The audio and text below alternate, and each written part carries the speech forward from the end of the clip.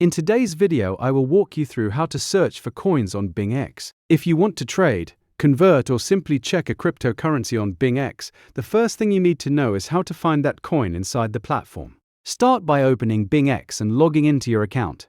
One of the easiest places to search for coins is from the Spot Trading section. On the website, click Spot from the top navigation menu. Once you're on the Spot page, look for the trading pair name near the top of the screen.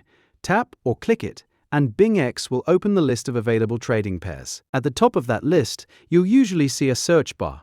Tap into the search field and type the name, symbol, or ticker of the coin you want to find. For example, if you want to look for Bitcoin, type BTC. If you want to find Ethereum, type ETH. As you type, BingX will filter the list and show matching results. You may see several versions of the same coin paired with different assets, such as BTC to USDT or another trading pair.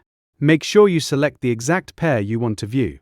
Once you tap the coin pair, BingX will load that market on the Spot Trading screen. From there, you can view the chart, see the current price, check the order book, and place a trade if you want. Another place you may be able to search for coins is inside features like convert, deposit, or withdraw.